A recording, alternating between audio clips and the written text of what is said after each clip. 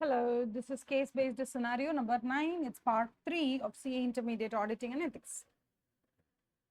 Case scenario number 9, it's MCP Associates are having 3 partners, namely Mahavir, Chandana and Prabha. Mahavir is about to conclude the audit of a company. During the audit, he noticed that there is a shortage of important raw material supplies being imported from China due to prevailing geopolitical situation. The company has shared with him its plan to deal with the situation. He is satisfied with the assessment of the company for dealing with the matter. The issue is disclosed in the financial statements, and considering management's assessment, it is felt that use of going concern assumption by the company in preparation of financial statements is appropriate. He also verifies that all the subsequent events having been accounted for and request written representations from the management, although the representations include qualifying language. Significant findings were communicated both orally and in writing to those charged with governance with relevant communications documented. See, இந்த paragraphல ரொம்ப சிம்பிளா என்ன கொடுத்திருக்காங்கன்னா, மகாவீர்ன்ற ஒரு auditor வந்து ஆடிட்டை complete பண்ண போற சிச்சுவேஷன்ல அவர் என்ன கண்டுபிடிக்கிறான்றதை விட he's coming across that okay ஏதோ ஒரு ரா மெட்டீரியல் ஷார்டேஜ்னால இவங்க ரொம்ப கஷ்டப்படுறாங்க. அடுத்த வருஷம் இவங்க இது எப்படி பேக்கப் பிளான் ஏதாவது வச்சிருக்காங்களா என்ன ஏதுன்னு பாக்குறாரு. அதை பத்தி ஜஸ்ட் டிஸ்கஸ் பண்ணிருக்காங்க ஃபர்ஸ்ட் பேராகிராஃப். செகண்ட் பேராகிராஃப் வந்து என்னன்னா, சாந்தனா வந்து is conducting audit of manufacturing company dealing in towels and bedspreads. Company's inventory is spread across its own locations and third-party premises. As part of audit procedure, she is performing many audit procedures required by different standards on auditing. She attends a physical inventory count, sends confirmation requests for trade receivables, and assesses controls.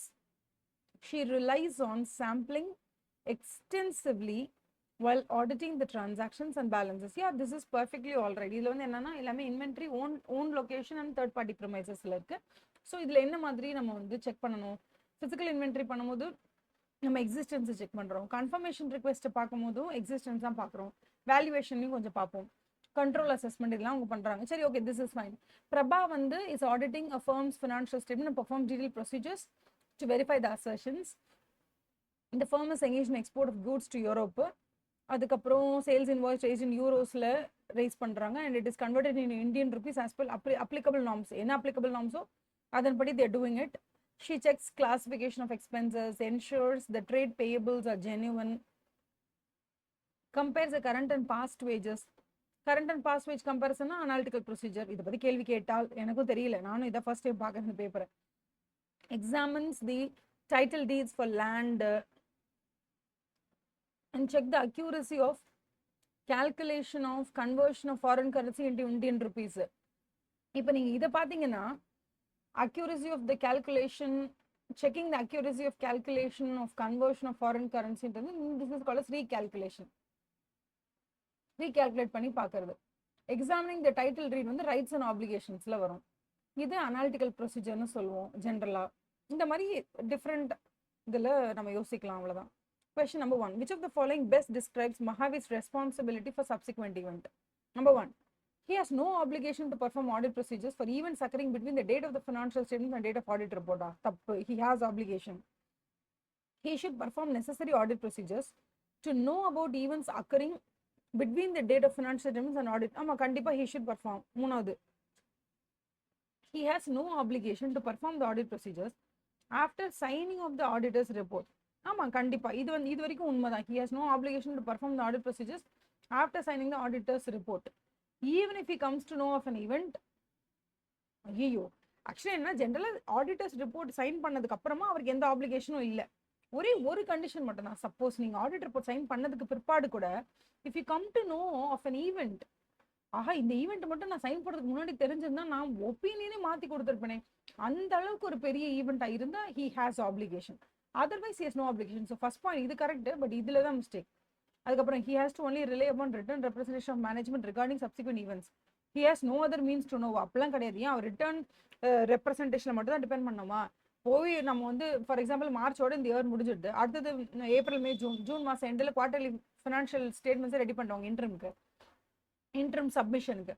அதை போய் எடுத்து பார்த்தா தெரிய போகுது, இல்லை news பேப்பரில் ஏதாவது தெரிய போகுது, எப்படி வேணால் நம்ம தெரிஞ்சுக்கலாம் சப்சிக்வெண்ட் ஈவெண்ட்டை.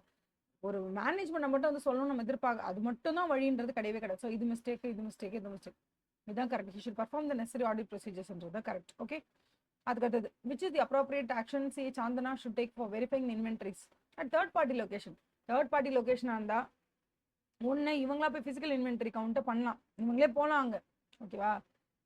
கன்ஃபர்மேஷனும் கேட்கலாம், இங்கே இந்த படி இருக்கா இவங்களோடது உங்ககிட்ட இருக்காமே 300 மூட்டை இருக்கான்னு கேளுங்க. ரிக்வஸ்ட் கன்ஃபர்மேஷன் அபவுட் அங்கே இன்வென்டரி எத்தனை மூட்டை இருக்குது, 300 மூட்டை இருக்கா, ஒரு மூட்டையிலும் என்ன இருக்குது, அது என்ன கண்டிஷனில் இருக்குது அப்படிங்கிறத நீங்கள் கேட்கலாம். கேட்டுட்டு ப்ளஸ் நீங்களா போயிட்டு இன்ஸ்பெக்ஷன் பண்ணலாம், நீங்களே போயிட்டு அந்த இன்வென்டரி எப்படி இருக்குன்றதை பார்க்கலாம். அதுக்கு உங்களுக்கு எல்லா ரைட்ஸும் இருக்குது.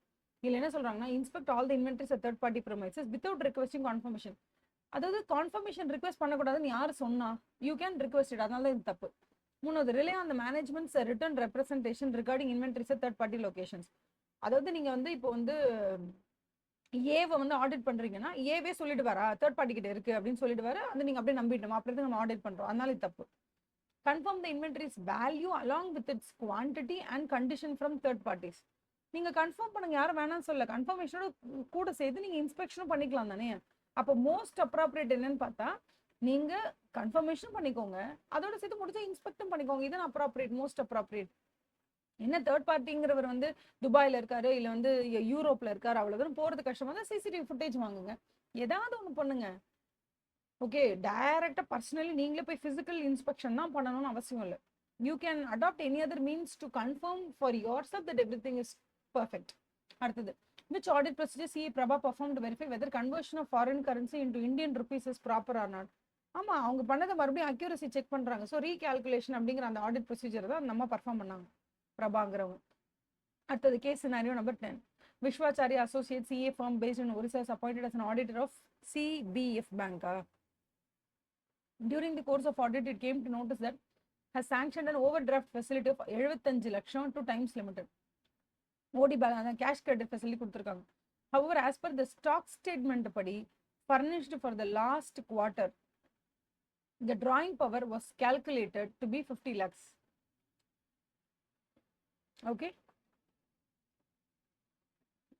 It was observed that few advances were guaranteed by the சில advances மட்டும் guaranteed by central government as a part of Make in India initiative.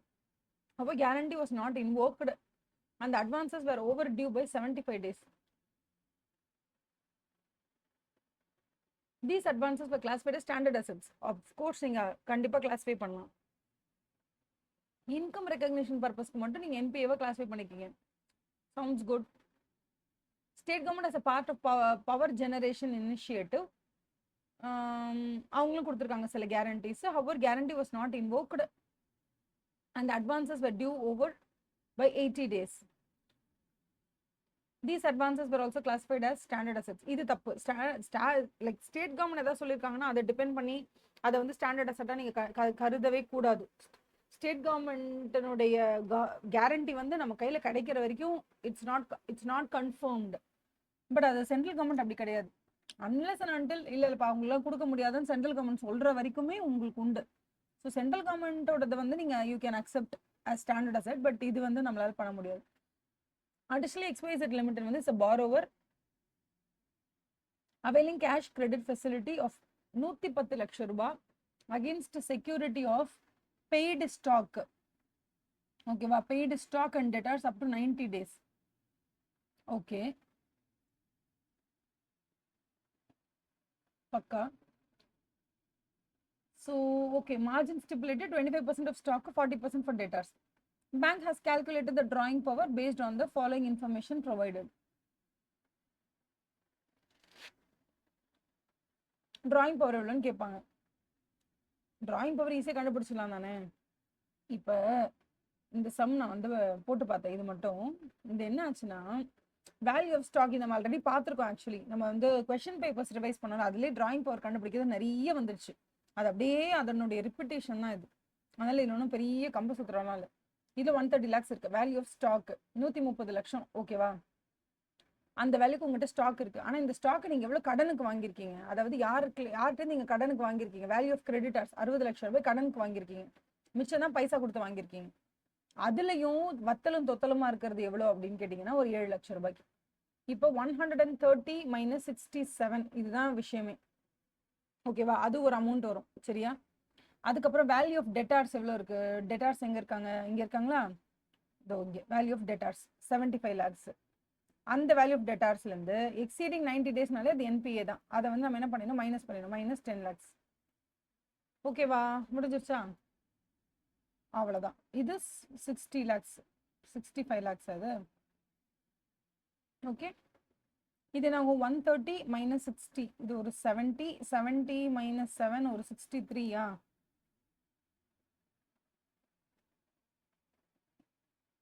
I hope it's 63 lakhs.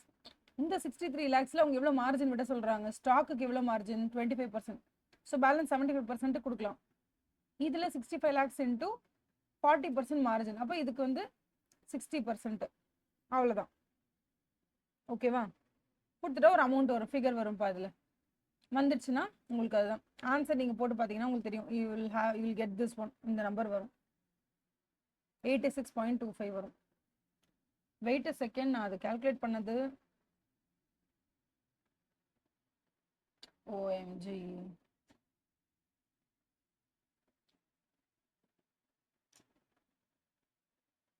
wait a second, I'll show you the workout பண்ணனா என்னன்னு தெரியல. இதோ இருக்கு பாருங்க, இங்க இருக்கு பாருங்க, இதான் 130 minus 60 minus 7 into 75%. இங்க வந்து 70 minus 10, 10 59 போட்டவங்க. 1 second, 70 minus 10,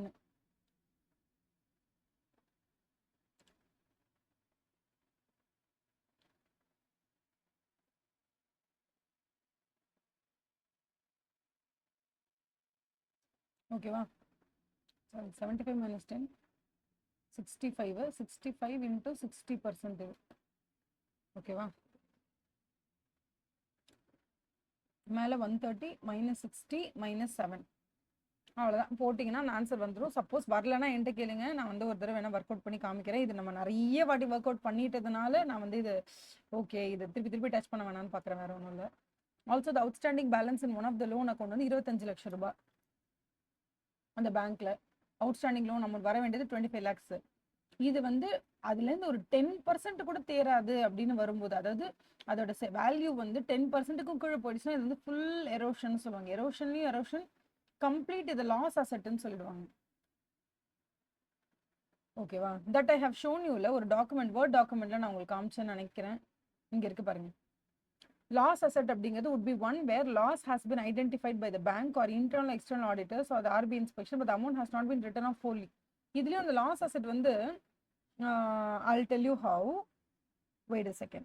இந்த இடத்துல நீங்க பாத்தீங்கன்னா ஒரு 10% கூட அந்த செக்யூரிட்டியோட வேல்யூ இல்லை. Also the outstanding balance is in one of the loan was 25 lakhs. இந்த ரியலைசபிள் வேல்யூ வந்து இஸ் ஒன்லி 2.25 lakh தான் இருக்கு. அப்படின்னும் போது அது வந்து என்னன்னா 2 லட்சத்தை விட கம்மி இல்லை, 10% விட கம்மி ஆயிடுச்சு. பேங்க் வந்து ஐடென்டிஃபை பண்றாங்க the same as erosion in the value of security. It was classified as doubtful category. இந்த டவுட்ஃபுல் கேட்டகரியை வச்சு provision was made for the doubtful assets. Actually இந்த டவுட்ஃபுல் கேட்டகரியில் வைக்கவே கூடாது. எப்போ உங்களுக்கு வந்து செக்யூரிட்டியோட வேல்யூ வந்து லெஸ் தேன் 10% போச்சு, அது loss அசெட்டாக மாறிடணும். A discussion took place among the team members regarding the issuance of audit reports after completion of the bank audit with annexure of so and so. இதெல்லாம் நிறைய இருக்கு. இதில் எல்லாமே ஓகே, பட் இது மட்டும் தப்பு. இப்படி ஒரு ரிப்போர்ட்டே கிடையாதுன்னு நினைக்கிறேன். இந்த ரிப்போர்ட் மட்டும் கிடையாது. ரிப்போர்ட் அந்த அட்வர்ஸ் கிரெடிட்னு கிடையாது.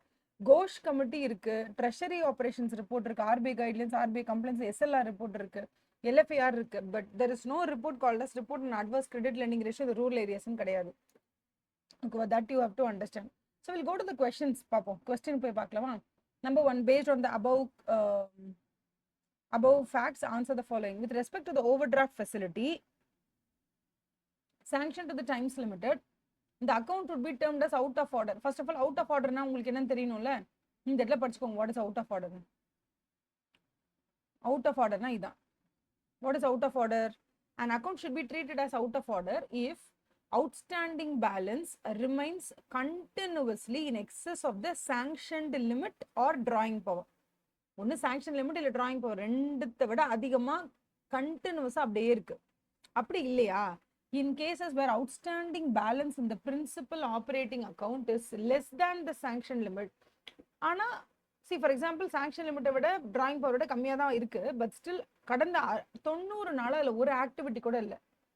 சரி ஓகேப்பா, 90 நாள் நான் ஏதோ ஒரு ஆக்டிவிட்டி பண்ணியிருக்கேன் அப்படின்னா என்ன அர்த்தம்? ஆமா, நீங்க லாஸ்ட் 90 டேஸ்ல ஏதோ ஆக்டிவிட்டி பண்ணிருக்கீங்க. பட் நீங்க அந்த பே பண்ண அமௌண்ட் நீங்க எடுத்த அந்த கேஷ் கிரெடிட் ஃபெசிலிட்டிக்கான இன்ட்ரெஸ்ட் கூட கவர் பண்ணனா that is called as out of order அப்படின்னு சொல்றாங்க. இப்போ நம்ம என்ன பண்ண போறோம்னா இதுல படிக்க போறோம். என்னது? உங்களுக்கு outstanding balance remains continuously in excess of 75 lakhs. ஒன்னு வந்து சாங்ஷன்டு லிமிட், இன்னொன்னு வந்து டிராயிங் பவர். ஓகேவா? Continuously it is in excess of 50 or 75 lakhs. அதாவது continuously in excess of sanction limit or drawing power இப்படி இருக்கு. இது அவுட் ஆஃப் ஆர்டர். ஆமா, 1 and 2 is out of order தான். நம்பர் 3, அவுட்ஸ்டாண்டிங் பேலன்ஸ் இந்த account is less than 75 lakhs இருந்துட்டு போகுது. But last 90 டேஸ்க்கு கண்டினியூஸா there are no credits or payments deposited into the account continuously for 90 days. இது என்னது? இதுவும் அவுட் ஆஃப் ஆர்டர் தான். Next one, the outstanding balance is less than 50 lakhs. ஓகேவா? 4, 4 இருக்கு. இப்போ அவங்க என்ன கேக்குறாங்கன்னா which is not overdraft, which is not termed as out of order கேக்குறாங்க. With respect to the overdraft facility sanction time limit, the account would be termed as out of order if A 1 2 3 மூணுமே இருந்தா out of order. ஓகேவா? Which of the treatment by the bank on the provisioning and income recognition is correct in case of bank guarantee given by central government and state government? இதுவே central government கேட்டிருந்தாங்கன்னா என்ன பண்ணணும்? Which of the treatment by the bank on the provisioning and income recognition is correct in case bank guarantee is given by the central government and state government?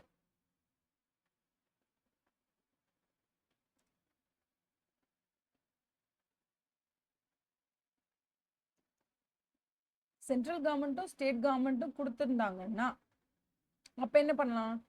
எப்ப out of ஆர்டரா இருக்கும்?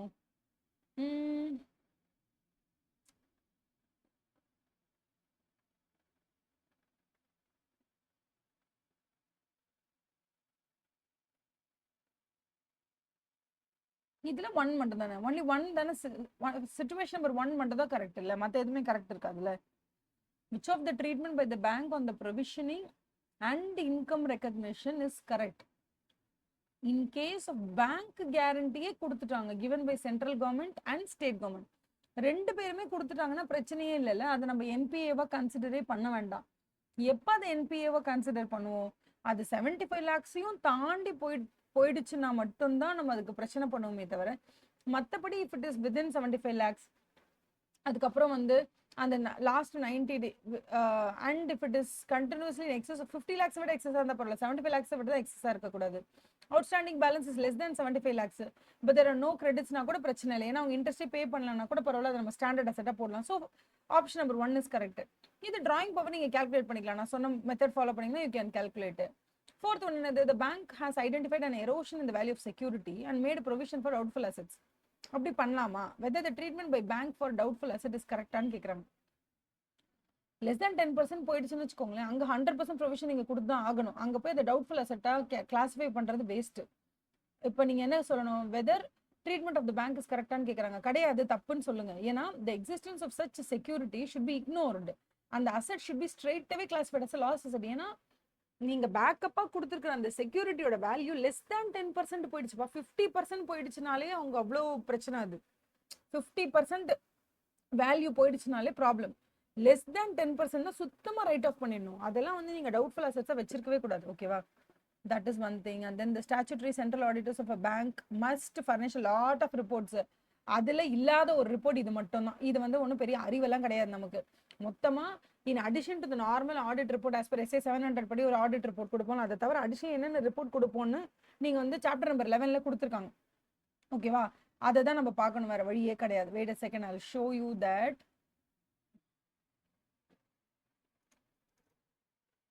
இங்கே அந்த நான் வேணா அந்த ரிப்போர்ட்டை மட்டும் காமிக்கிறேன் உங்களுக்கு. நான் ஃபர்ஸ்ட் எடுத்த உடனே அதான் இருக்கும். அந்த ரிப்போர்ட்டை மட்டும் நீங்க படிச்சுக்கிட்டீங்கன்னா what are the different reports that the auditor has to give in addition to other reports, in addition to the main report தாண்டி நம்ம என்னென்ன கொடுக்கணும்னு இருக்கோம். வெயிட் இஸ் இங்க பாது form and content, income recognition, different audit reports. Wait second. இந்த work பாருங்க, இதான் அப்பாடா கண்டுபிடிச்சி 10 டைப்ஸ் ஆஃப் ஆடிட் ரிப்போர்ட் என்னென்ன இருக்கோ இல்லை ஆடிட்டை படி படிச்சுக்கோங்க.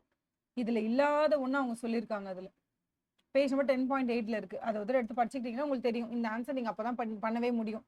எதெல்லாம் வந்து இருக்கு கோஸ்ட் கமிட்டி ரிப்போர்ட் அது இது எல்லாமே உங்களுக்கு வந்து other than main audit report எல்லாம் கொடுக்கணும்னு சொல்லிப்பாங்க. LFAR, SLR requirement, treasury operations, கோஸ்ட் கமிட்டி ரெக்கமெண்டேஷன், இதை பத்தி எல்லா ரிப்போர்ட்டும் கொடுக்கணும். ஆனா ஸ்பெசிஃபிக்கா ரூரல் ஏரியாவுடைய அட்வர்ஸ் கிரெடிட் லெண்டிங் ரேஷியோலாம் கிடையவே கிடையாது. அதனால தான் இந்த ஆன்சர். ஓகேவா? இப்போ சூஸ் த கரெக்ட் ஆன்சர்னு கேட்பாங்க. 1 2 3 4 4மே வரும். அவ்வளோதான். 1 2 3 and 4 தான் 4 வரும். 5வது வரவே வராது. ஏன்னா அப்படி ஒரு ரிப்போர்ட்டே கிடையாதுன்னு சொல்லுவாங்க. அடுத்தது case scenario number 11. Priority Limited is a large company engaged in manufacturing of terry towels, making steady profits on a year-to-year basis. PMR and Associates, statutory auditors of the company, since last 2 years are in the process of establishing audit strategy for conducting the audit, whatever.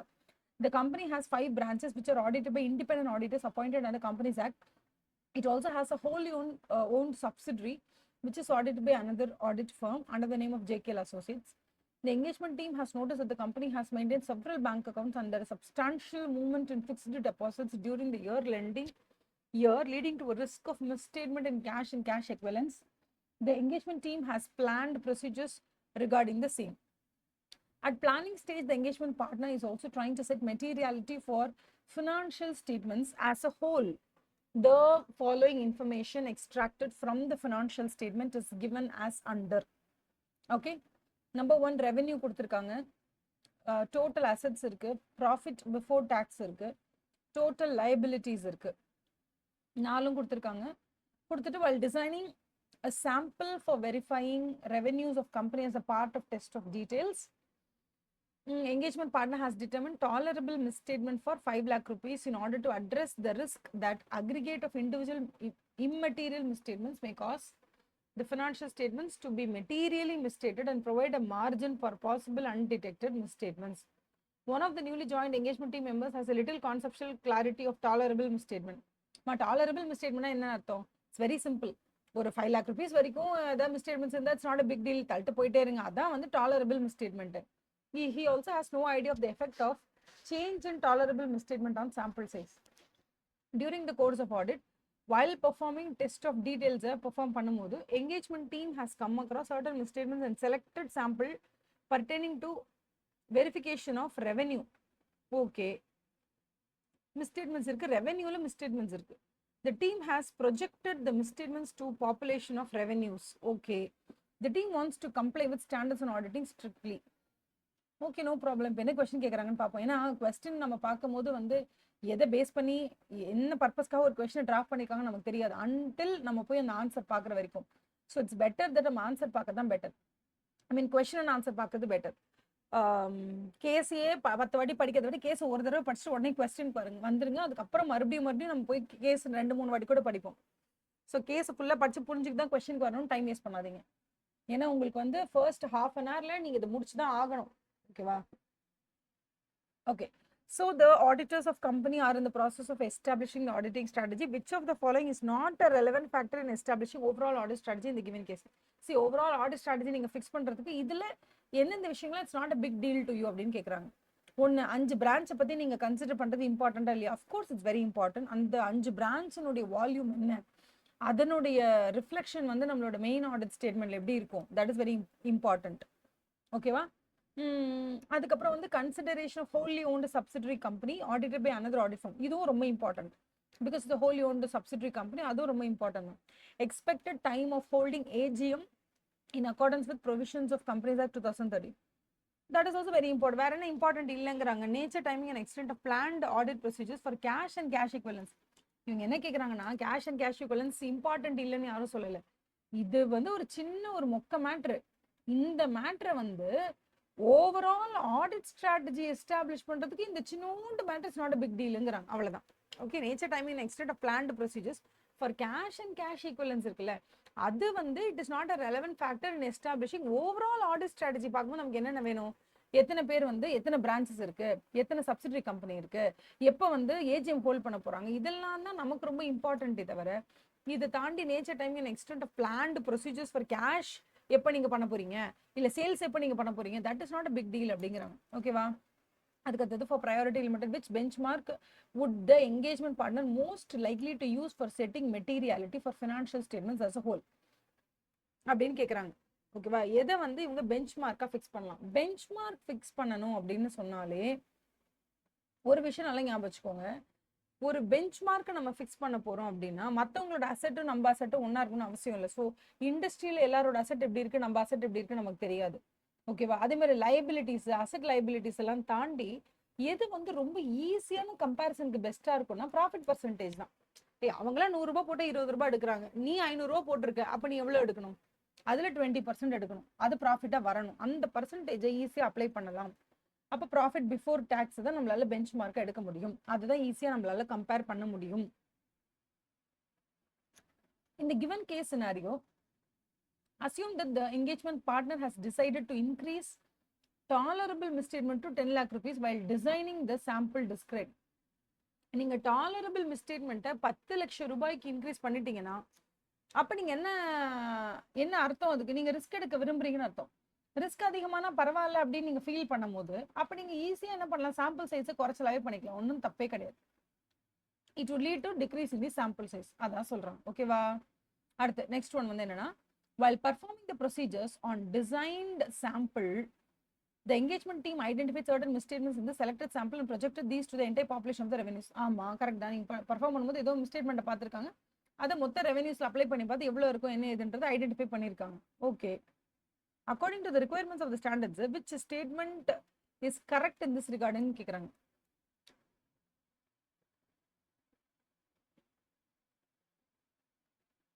Okay,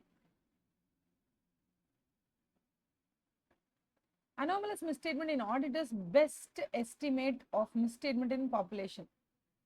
anomalous மிஸ்டேக்கா நடக்குது. ஓகேவா, it's like it's an anomaly. It's not like ஒரு plan பண்ணி ஏதோ fraud வேலை பண்ணி error பண்ணி அப்படிலாம் இல்லை. நார்மலாக ஏதோ ஒரு மிஸ்டேக் நடக்குது, அப்போ anomalous misstatement. அப்புறம் when projected misstatements exceeds the tolerable misstatement, when projected வந்து exceeds the tolerable, sample provides a reasonable basis for conclusion about tested population. ப்ரொஜெக்டடே டாலரபிளை விட அதிகமாகிட்டு இருக்கு அப்படின்னு சொல்லும் பொழுது சாம்பிள் மட்டுமே வந்து கன்க்ளூஷனுக்கு போதுமான அளவுக்கு இருக்குமான்னு கேட்டால் இருக்காதுல்ல. ஏன்னா சிலது நம்ம வெளில கண்டுபிடிச்சிருப்போம், சிலது கண்டுபிடிக்காமே இருப்போம்ல. அதனால இட்ஸ் வெரி ப்ராப்ளமேட்டிக்ல. ப்ரொஜெக்டடும் நமக்கு இருக்கணும், பிளஸ் நம்ம கண்டுபிடிக்காம உள்ள இருக்குல்ல அதுவும் இருக்கணும்.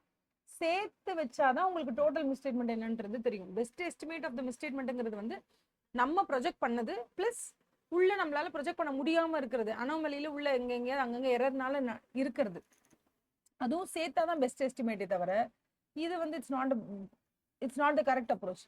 when projected misstatement plus anomalous statement, ஓகேவா, anomalous statement கரெக்டாக தான் இருக்கும், ஒன்றும் பிரச்சனை இல்லைன்னு அர்த்தம். ப்ளஸ் அனோமலஸ்ல எதெல்லாம் கரெக்டாக இருக்கோ அது, if any exceeds the tolerable misstatement, okay, sample provides a reasonable basis for conclusion about tested population. கண்டிப்பா கிடையாது. எப்போ இது கொடுக்கணும், when projected and anomalous misstatement வந்து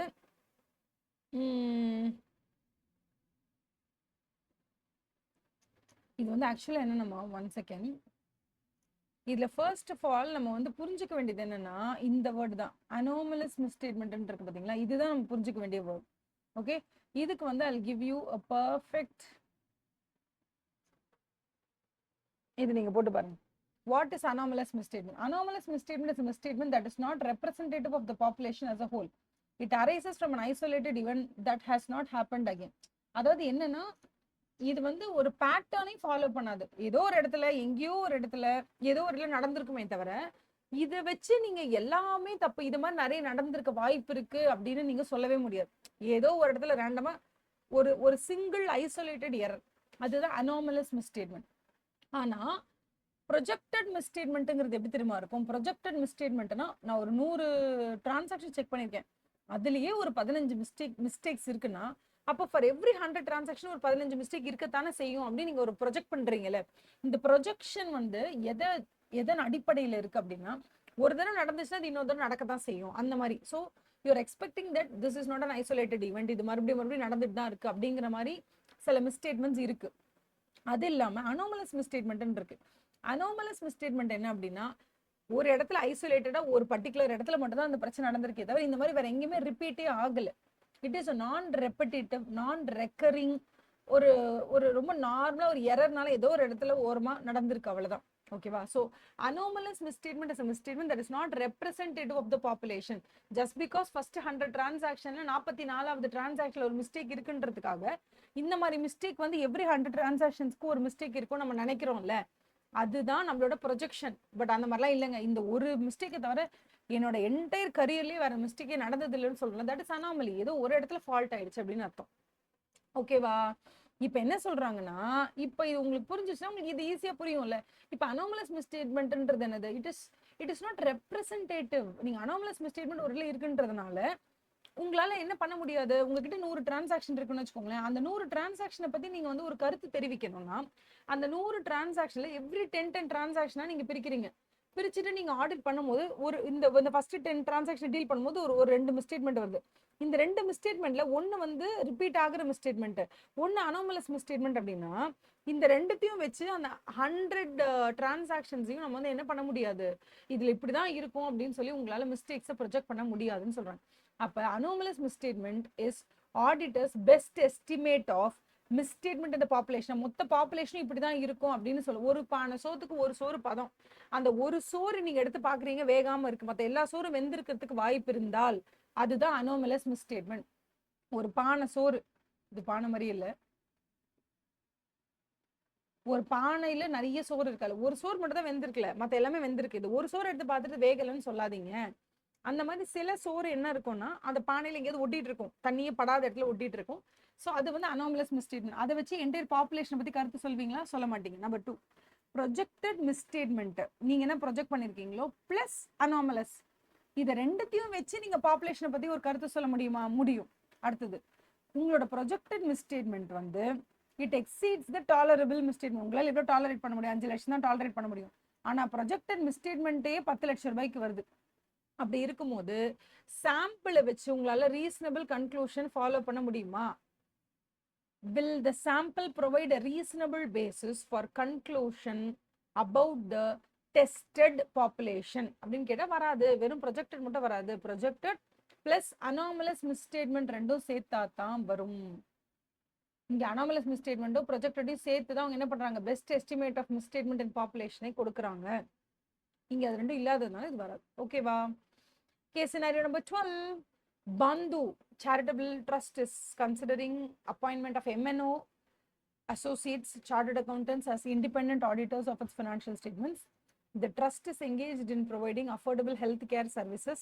It is in interest of both auditor and client to issue an engagement letter so that the possibility of misunderstanding is reduced to a great extent.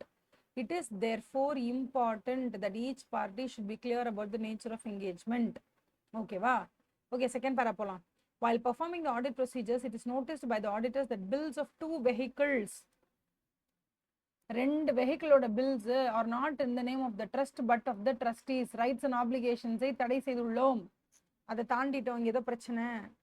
However, payment of these vehicles was made from bank account of the trust. Payment என்னவோ வெஹிக்கிளுக்கு ட்ரஸ்ட்ல தான் போயிருக்கு, ஆனா அது ட்ரஸ்டோட பேர்ல இல்ல ட்ரஸ்டியோட பேர்ல இருக்கு. இங்க ஒரு problem.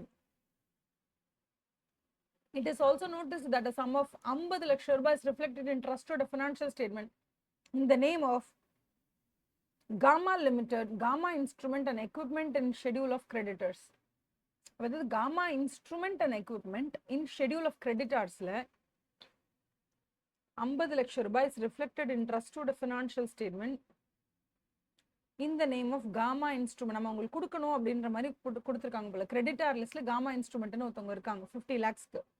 The said amount is outstanding since 2 years. 2 வருஷம் இவங்க பே பண்ணாம வச்சிருக்காங்க. The auditors and confirmation request to the said supplier, okay, and seek management or cooperation in this regard. Okay, the company has to pay 50 lakh rupees to Gamma. 2 வருஷம் இவங்க பே பண்ணாம வச்சிருக்காங்க. Gammaக்கு இவங்க external confirmation அமைச்சிருக்காங்க, கோஆபரேஷன் கேட்குறாங்க management கிட்ட இருந்து. அவர் management வந்து ஐயோ எங்களால் முடியாது, ஒரு டிஸ்பியூட் போயிட்டு இருக்கு, எங்களுக்கும் சப்ளைக்கும் ஏகப்பட்ட சண்டை, குவாலிட்டி இஷ்யூஸ், அதனால அவங்களுக்கு தயவு செஞ்சு நீங்க என்ன பண்ணாதீங்க, don't send them the external confirmation request அப்படின்னு சொல்றாங்க. It is further informed that dispute is near settlement and it would not be appropriate to send the confirmation request as it can affect the negotiation process. இது ரொம்ப genuine தானே, அதனால ஒன்றும் பிரச்சனை இல்லை, அவங்க சொல்லலாம். அது அது வந்து உங்களுக்கு ஜெனியூன் உங்களுக்கு ஃபீல் ஆச்சு, உங்களோட ஆர்டர் ப்ரொசீஜர்ஸை நீங்கள் அப்ளை பண்ணி if you feel that it is very genuine, you can go ahead with it and not send the confirmation request. நீங்க confirmation request send பண்ணாம இருக்கலாம். Okay, based on the above fact, answer the following. As regards exchange of engagement letter between trust management and auditors, which of the following is likely to be true? என்னமா true first என்ன படிச்சிருவோம், அதுக்கப்புறம் மற்றெல்லாம் பார்த்துக்கலாம். என்ன சொல்றாங்க, engagement letter sent by MNO associate to Bandhu. Okay, it includes reference to the இப்படித்தான் இருக்க வேண்டும்னு ஒரு expected form and content நீங்க போட்டிருக்கீங்க. And also a statement that எப்படி சில situation மூலமா form and contentல சில சின்ன சின்ன differences இருக்கலாம். There may be a difference in the terms of expected form and contentல இருக்கலாம் நீங்க சொல்றீங்க. This seems to be perfect. இதுல என்ன mistakes ன்னு பார்க்கலாம். Okay, engagement letter sent by பந்து இது வரவே வராது. MNO தானே பந்துக்கு அனுப்புவாங்க, ஆடிட்டர்ஸ் தான் வந்து அவங்களுக்கு அனுப்புவாங்க. Engagement letter is sent by MNO to Bandhu. This is correct. It includes reference to expected form and content. However, it does not include a statement. Idan tappu. It does not போட்டிருக்காங்க. இதான் தப்பு, இதான் தப்பு. It does include. Engagement letter is sent by MNO to Bandhu. Okay. It does not include reference. ஐயோ, இது ரொம்ப தப்பு. It does not include reference of இந்த form and இந்த content-னே சொல்லாம விட்டுட்டு அப்புறம் எப்படி? It will contain the form and content of the report plus அதில் ஏதாவது டிஃபரன்ஸ் வரலாம் ஃபியூச்சரில். the form and content may differ due to some circumstances வரும். இதுதான் வந்து appropriate sentence. Number 2, considering the issues related to vehicles as described in the case study, identify the most appropriate statement. What is the most appropriate statement? Auditors have identified misstatement concerning நம்ம பார்த்தோம்ல rights and applications ரிலேட்டடா ஆடிட்டர்ஸ்க்கு ஒரு doubt வந்திருக்கு.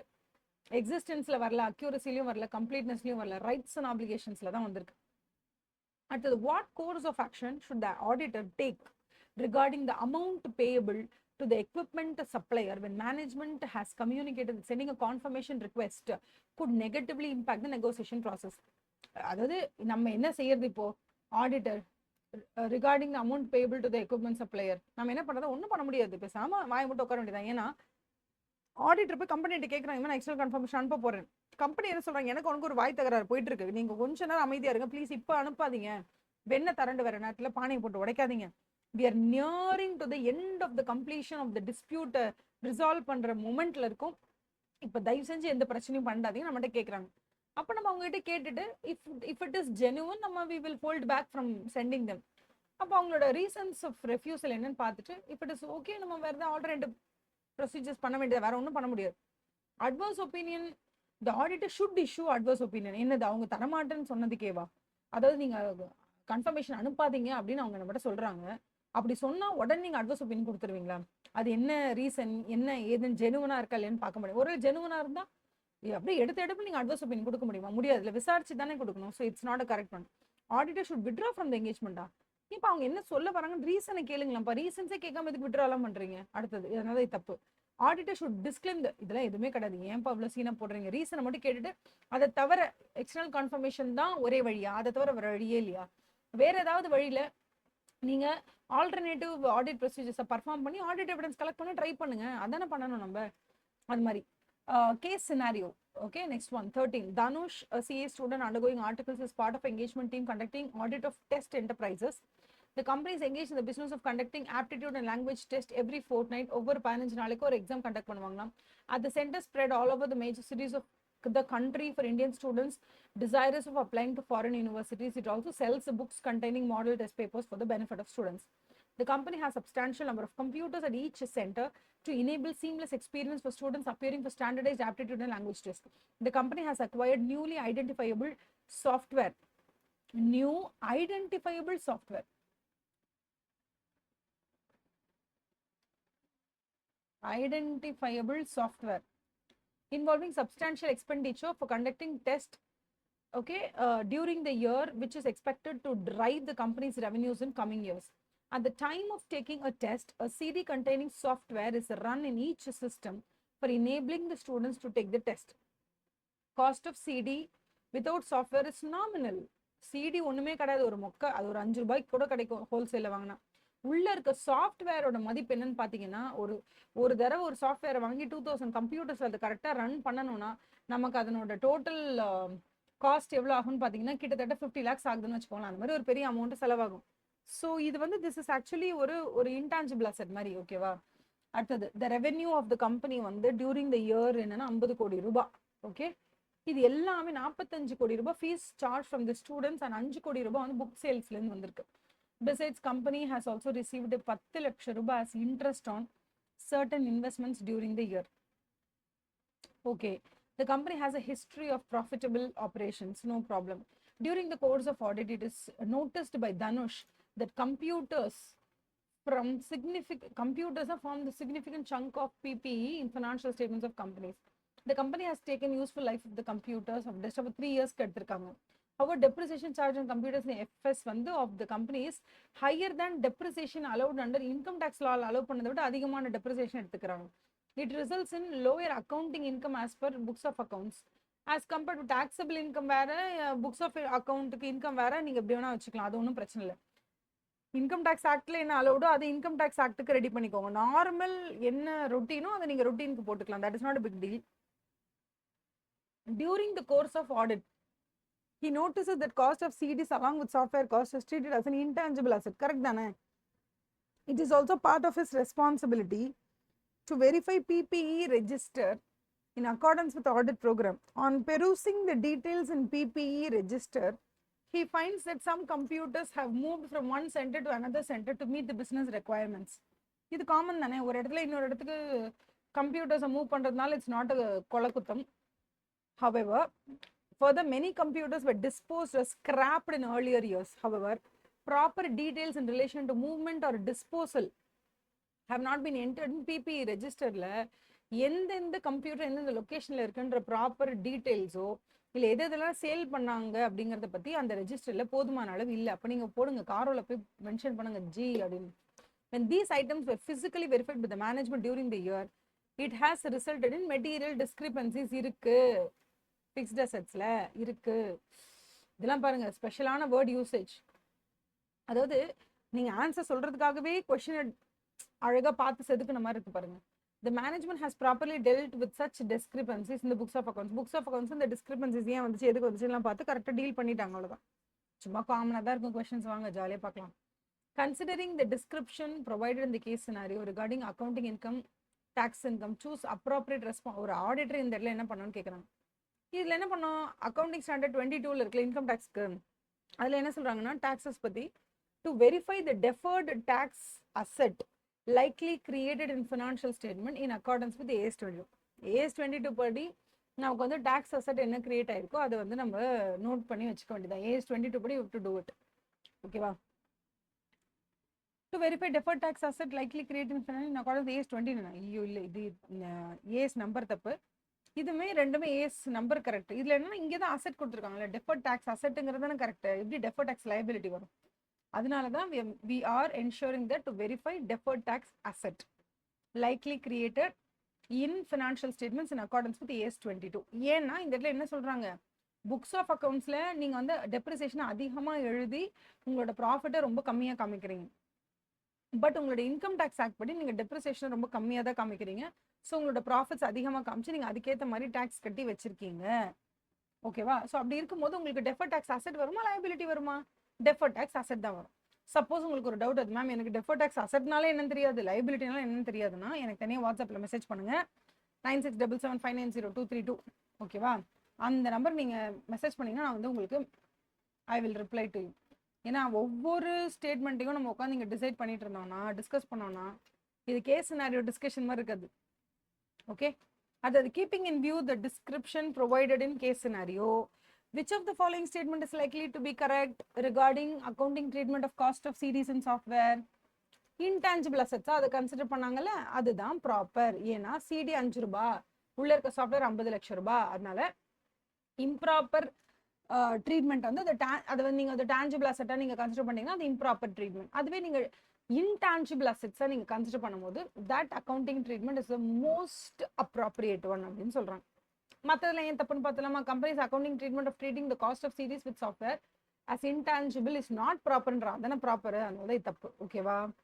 அடுத்தது the company's accounting treatment of treating the cost of series with the software as intangible asset is not proper.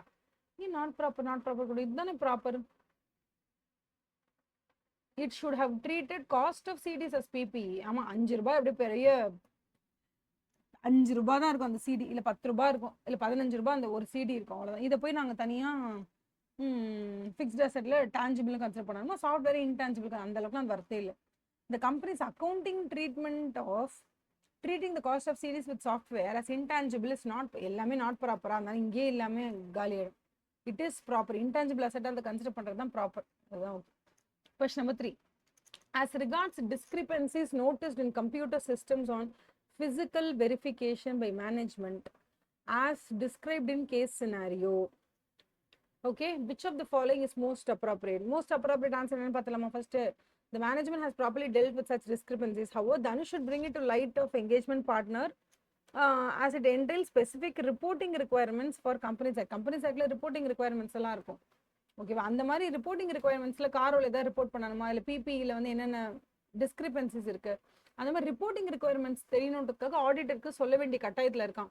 எல்லாம் அவங்க correction பண்ணிட்டாங்க, it has been best dealt with அப்படிங்கிறதுனால தனுஷ் வந்து ஒரு ஆர்டிகல்டு அசிஸ்டன்ட் தானே, அவங்க சார் கிட்ட சொல்லாமலாம் விடக்கூடாது. He should inform it to the sir.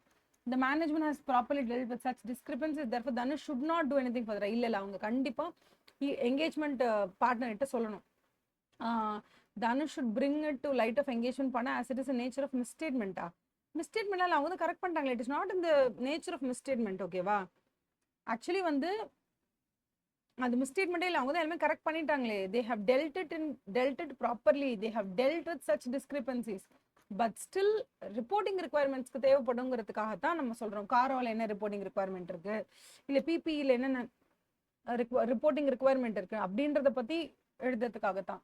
The management has properly dealt with such discrepancies. However, Dhanush should bring it to light of engagement partner as it may result in modification of auditor's opinion.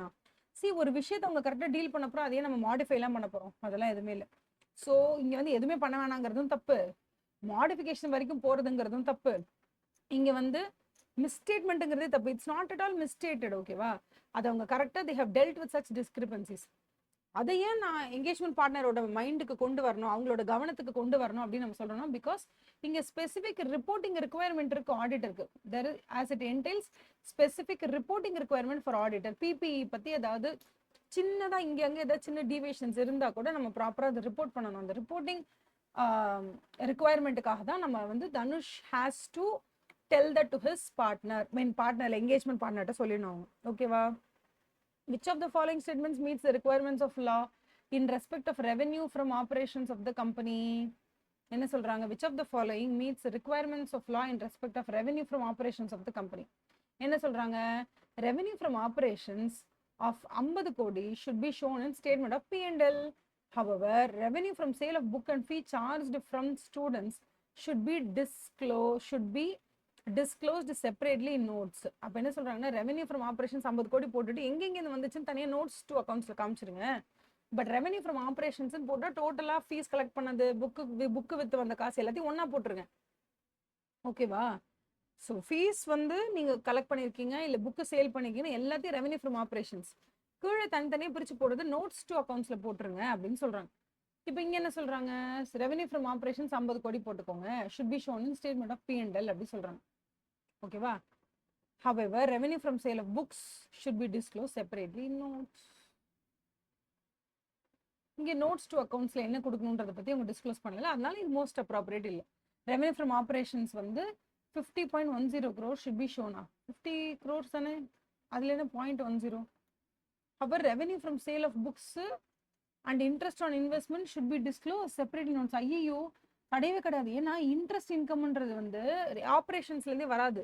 அதனால revenue from ஆப்ரேஷன்ஸ்ன்னு பார்த்தா வெறும் 50 லட்சம் தான். ஒரு 50 லட்சம் 50 கோடி என்ன அந்த 50ன்றது தான். அதை தாண்டி ஒரு 10 lakhs உங்களுக்கு இன்ட்ரெஸ்ட் இன்கம் வந்துருக்குல்ல, அது இன்ட்ரெஸ்ட் ஃப்ரம் அதர் சோர்சஸ் தான் போட்டுக்கணுமே தவிர அதை எடுத்துட்டு போய் நீங்க ரெவென்யூ ஃப்ரம் ஆப்ரேஷன்ஸ்ல போடக்கூடாது. அதனாலதான் இதுவும் தப்பு. இது கரெக்ட், பட் ஆனா உங்களுக்கு வந்து 50 கோடின்றது டோட்டல் ரெவென்யூ ஃப்ரம் ஆப்ரேஷன்ஸ் போட்டாங்க. பட் ரெவென்யூ ஃப்ரம் ஆப்ரேஷன்ஸ்ல என்னென்ன இருக்கு, நம்பர் 2 இருக்குல்ல, ஒன்னு ஃபீஸ் கலெக்டட், ஓகேவா, இன்னொன்னு வந்து சேல் ஆஃப் புக்ஸ். இது வந்து தனித்தனியாக காமிக்கிறதுக்காக நோட்ஸ் டு அக்கௌண்ட்ஸ்ல கொடுத்துடணும். அதனால தான் இது appropriate, மத்தெல்லாம் inappropriate.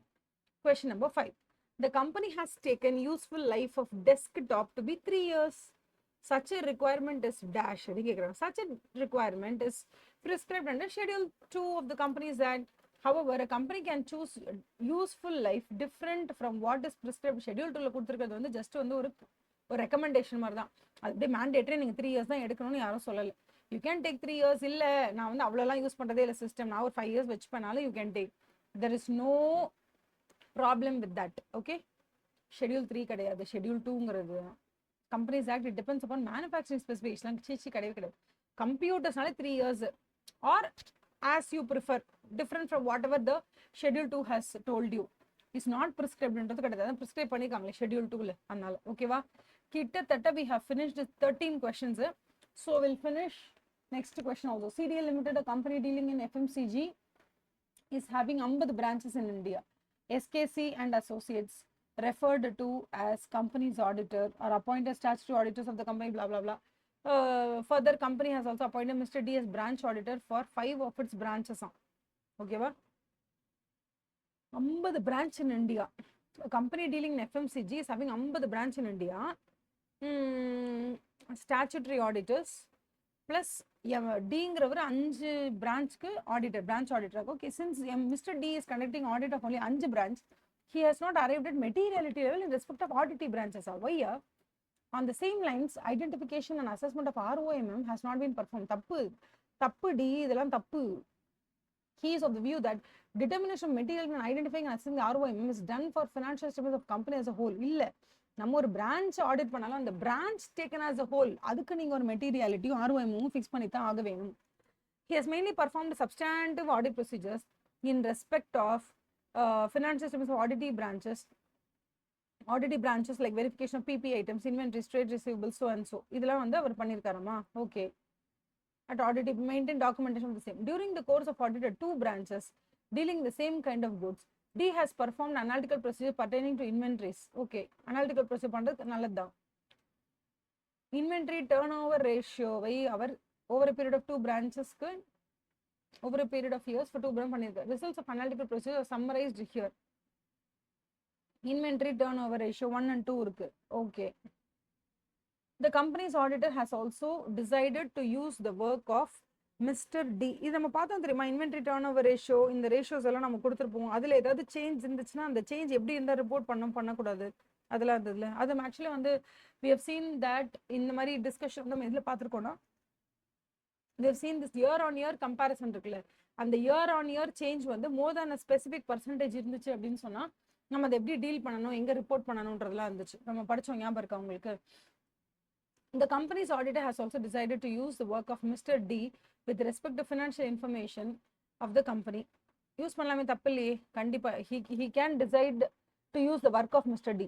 During the course of audit, company's auditor has advised D by way of email certain significant accounting, auditing and reporting requirements and has asked him to provide representation as to complaints with them. பண்ணலாம், இதெல்லாமே அவர் பண்ணலாம். இந்த மாதிரி audit பண்ணப்பா, இந்த மாதிரி இதெல்லாம் பண்ண அப்படின்னு சொல்லலாம். Irritated and surprised, D is of the views that such an email is beyond the rights of the it's not beyond the rights of the company's auditor. Company auditor தாராளமாக பண்ணலாம். ஏன்னா அவர் தான் 500 பிரான்ச்சுக்கும் சேர்த்து ரிப்போர்ட் கொடுக்க போறாரு. நம்ம சும்மா 5 பிரான்ச் பார்க்க போறோம்.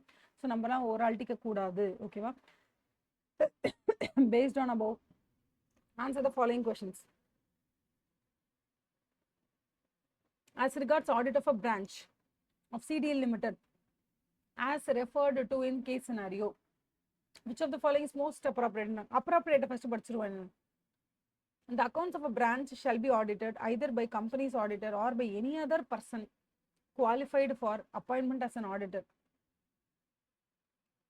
and appointed as such in 139. In case branch accounts are audited by a different person, branch audit report is sent by branch auditor to the company's auditor. Correct தானே?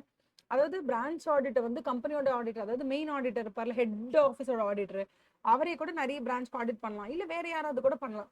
என்ன வேற யாராவது அந்த பிரான்ச் ஆடிட் பண்றாங்கன்னா, இந்த branch auditor என்ன பண்ணுவாங்கன்னா, அவரோட ஆடிட் ரிப்போர்ட்டை அவர் ஹெட் ஆஃபீஸ்ல இருக்க ஆடிட்டருக்கு சப்மிட் பண்ண வேண்டியது அவருடைய கடமை. அந்த பிரான்ச் ஆடிட் ரிப்போர்ட்டை பேஸ் பண்ணி தான் ஒரு ஹெட் ஆஃபீஸோட ஆடிட்டர் வந்து is going to give his audit opinion. இதான் மோஸ்ட் அப்ராப்ரியேட். இதோட நீங்க கம்பேர் பண்ணி பார்த்தாலே உங்களுக்கு தெரிஞ்சிடும் எது மிஸ்டேக் என்ன எது. Number 2, after reading methodology for carrying out the branch audits by Mr. D. Which of the following statements is likely to be most appropriate? Separate determination is important தானே, நாட் ரிக்வயர்ட்னே கொடுத்துருக்காங்க பாருங்க. நாட் ரிக்வயர்டு எப்படி கொடுக்க முடியும்? தப்பு. Identify ROMM is required in respect of each of the branches. இது வரைக்கும் கரெக்ட்பா, இந்த பாயிண்ட் வரைக்கும் கரெக்ட்.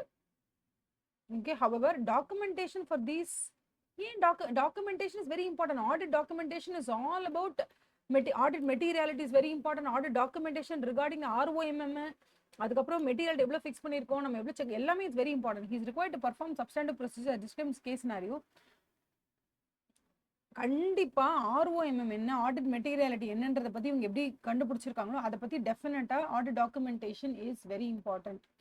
மெட்டீரியல் எவ்வளோ ஃபிக்ஸ் பண்ணிருக்கீங்க நீங்க டாக்குமெண்ட் பண்ணணும். ROMM என்ன ஃபிக்ஸ், ROMM நீங்க என்ன கன்சிடர் பண்ணிருக்கீங்கன்றத டெஃபினட்டா you have to document. Is not requiring கொடுத்துருக்காங்களா, அதனால தான் இது தப்பு.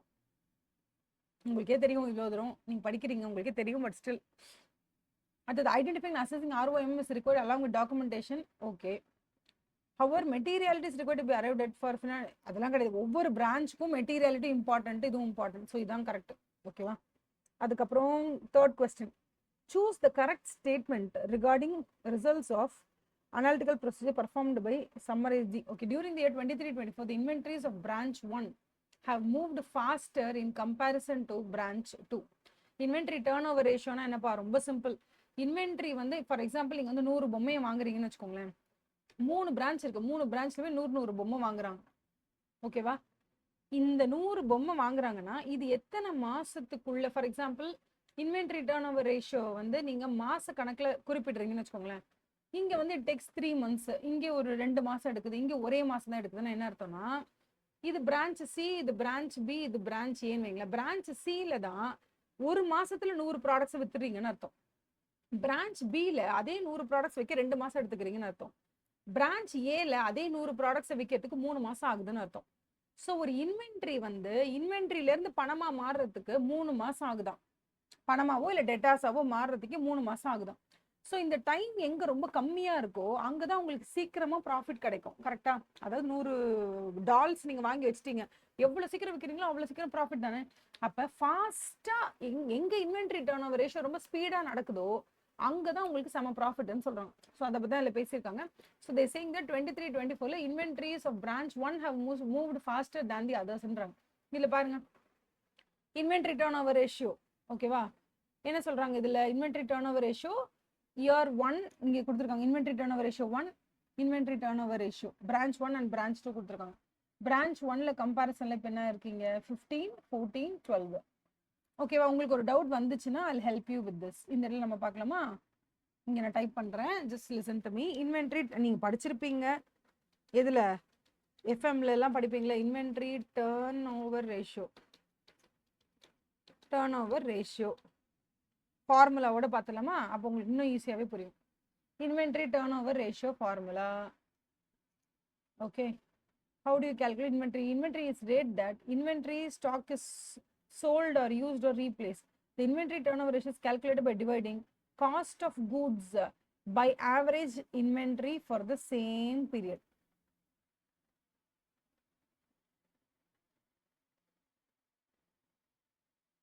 Okay ba?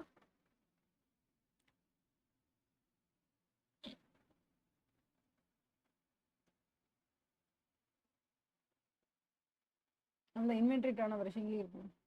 இந்த பிக்சர்ல நீங்க பாருங்க, cogs by average inventory. So இது எவ்வளோ சீக்கிரம் நீங்க வந்து சேல் பண்ணிட்டே இருக்கீங்களோ அந்த அளவுக்கு உங்களுக்கு வந்து ஃபாஸ்டஸ்ட் மூவிங்னு சொல்லுவாங்க. அவ்வளோதான். ஓகேவா? புரிஞ்சிடுச்சா? அது புரியலனா you can always ask it to me in the WhatsApp. Don't hesitate. வேற என்ன? Fourth question, considering the contents of email sent by the company's auditor to Mr D, which of the following statements likely to be in accordance standards on auditing.